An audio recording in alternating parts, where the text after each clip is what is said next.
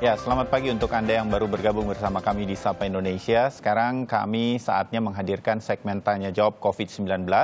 Dan pagi hari ini kami akan bersama dengan dokter spesialis paru, Dr. Jaka Pradipta. Dr. Jaka, selamat pagi, Dok. Selamat pagi, Mas Bayu. Sehat, Dok?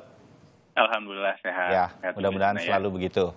Dr. Jaka bergabung melalui sambungan Skype dan bersedia untuk menjawab pertanyaan-pertanyaan Anda, pemirsa Sapa Indonesia, seputar virus corona dalam 2 segmen ke depan. Segmen pertama, ini pertanyaan-pertanyaan yang Anda sampaikan melalui media sosial, Instagram @sapa_indonesia_kompas_tv dan @kompas_tv. Juga nanti di segmen kedua, Dr. Jaka akan menjawab line telepon interaktif untuk tanya jawab COVID-19, nomornya 021 5366 0500. Anda mulai boleh menelpon sekarang untuk dicatat dan nanti sampaikan pertanyaannya di bagian kedua. Dr. Jaka, saya langsung dengan pertanyaan pertama ya. Ya, baik. Dari netizen @Kristoharjo, apakah dampak virus COVID-19 bisa mengakibatkan infeksi paru-paru? Jadi malah COVID-19 ini terkenal dengan pneumonia-nya, yaitu menginfeksi jaringan paru. Nah, hal inilah yang membedakan juga dengan virus lainnya gitu ya, yang mungkin hanya menyebabkan batuk pilek saja. Nah, pneumonia ini gejalanya yaitu batuk, demam, dan sesak. Nah, bila tidak diobati yang terjadi adalah gagal nafas, sehingga kita membutuhkan alat bantu ventilator, dan bahkan bisa menyebabkan meninggal dunia. Nah, jadi pneumonia atau radang paru inilah yang memang paling diserang oleh virus corona ini. Oh, jadi itu paling fatalnya dari virus corona itu kalau dia menyerang saluran pernafasan, dalam hal ini paru-paru, itu dia bisa sampai seperti itu ya, Dok ya? Iya, betul. Oke. Baik, kemudian pertanyaan kedua, @Hari Raja.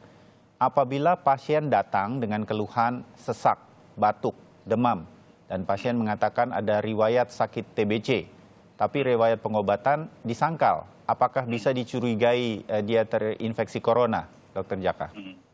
Ya, jadi memang gejala corona ini kan mirip dengan penyakit pernafasan lainnya ya, bisa mirip dengan asma, mirip dengan TBC ya, PPOK. Nah, jadi memang apalagi kalau dia sudah memiliki riwayat TBC, seharusnya itu yang kita pikirkan dulu pertama. Nah, bagaimana cara mengevaluasinya? Kita periksa fisiknya, kita ronsen, kita cek darah gitu ya.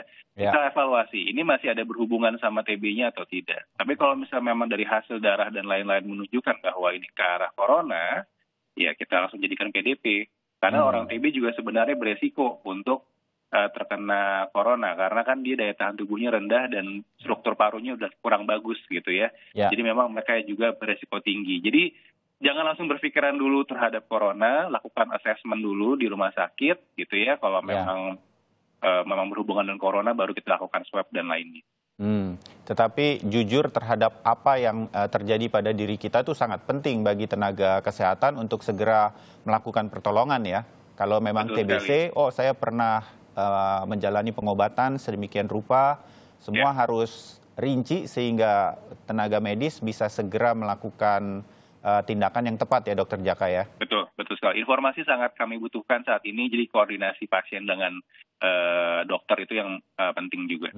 Ya, yang berikutnya pertanyaan ketiga, @Danio64. Ada gejala COVID yang dari nyeri otot, diare, flu, tapi tidak merasakan demam. Apakah ini termasuk gejala COVID, Dr. Jaka? Jadi memang gejala yang ringan ya, yang di 80% gejala COVID itu kan sebenarnya ringan. Nah, gejala-gejala inflamasi ringan itu contohnya tadi nyeri-nyeri sendi, meriang gitu ya, batuk pilek, dan kadang juga disertai dengan demam. Jadi memang beberapa kasus pun bahkan ada yang tanpa demam sama sekali gitu ya. Jadi demam itu memang yang mayoritas gitu ya, di atas 80% ada demam, tapi ada juga yang tidak ada demam sama sekali. Bahkan tidak ada gejala gitu ya, bahkan tidak ada gejala sama sekali. Jadi gejala-gejala awal ketika muncul, kita obati semaksimal yang bisa kita lakukan, istirahat, makan bergizi, minum obat warung, itu kita kerjakan dulu deh. Gitu ya. Nah, kalau ternyata gejala memberat, barulah kita lakukan pengobatan. Begitu. Jadi segala sesuatunya kemudian kita pantau sendiri untuk kemudian kalau makin parah, ada hal-hal yang lain, segera ke rumah sakit atau berkonsultasi dengan dokter. Iya, betul. Oke. Kemudian yang berikut ada @Kardo Panjaitan. Nah, mudah-mudahan saya betul nih menyebutnya. Jika ada gejala demam tinggi dan batuk, obat apa yang tepat dikonsumsi sebagai pertolongan pertama?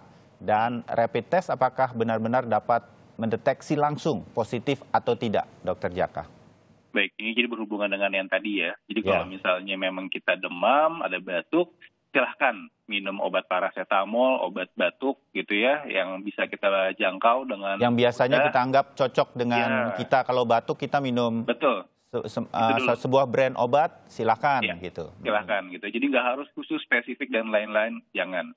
Kemudian kita lakukan pengobatan, istirahat, jaga jarak di rumah, self isolation gitu ya. Jadi kita tetap berpikir dulu nih, jangan-jangan saya COVID, tapi tetap self medicating dulu, minum vitamin. Nah, kalau ternyata gejala sampai menetap 2-3 hari atau bahkan memberat menjadi sesak nafas gitu ya, nafasnya nggak enak atau demamnya makin tinggi, lakukanlah tadi pencarian ke dokter atau berobat ke klinik atau ke rumah sakit.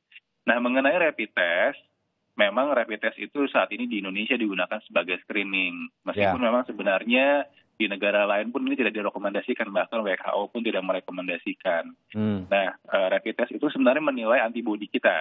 Jadi yang sudah dibentuk oleh tubuh kita. Masalahnya antibodi itu umumnya terbentuk di 1 minggu setelah kita terkena virus. Sehingga memang banyak di lapangan nih pasien-pasien yang COVID positif pun tidak terdeteksi tidak terdeteksi oleh rapid test di minggu-minggu pertama. Jadi negatif begitu dilakukan rapid test negatif ya? Negatif, padahal tuh gejala sudah ada, maka harus diulang lagi minggu depan gitu. Jadi rapid test itu karena kita kan keterbatasan swab PCR ya di Indonesia mesinnya tidak banyak, bahkan beberapa kota pun aksesnya juga terbatas. Sehingga yang bisa kita gunakan adalah seperti itu. Jadi skill mendiagnosis dari darah, dari gejala gitu ya, dari pemeriksaan fisik itu memang saat ini ditambah juga dengan rapid test adalah yang bisa kita kerjakan. Oke, baik, dimengerti. Mudah-mudahan menjadi wawasan kita semua mengenai apa yang disebut rapid test ini.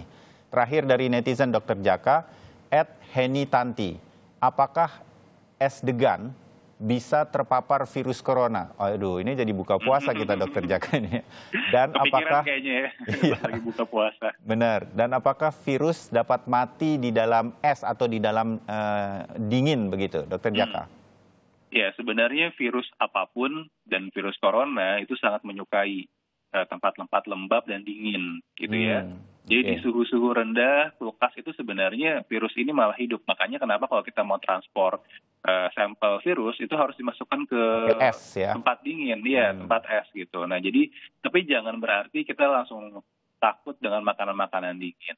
Yang perlu kita perhatikan adalah higienitas saat memproduksi makanannya, gitu ya. Jadi kalau bahan makanannya bersih, tempat penyimpanannya bersih, ketika dimasukkan ke dalam freezer atau kulkas, seharusnya kita tidak perlu khawatir. Ya, jadi hal-hal semacam ini menjadi perhatian kita untuk selalu higienis begitu dalam memilih makanan, di mana kita membelinya dan lain-lain itu sangat penting bagi kita sekarang. Baik. Dr. Jaka, itu pertanyaan dari netizen. Sebentar lagi kita akan terima line telepon interaktif seusai jeda. Tetap bersama kami untuk Tanya Jawab COVID-19.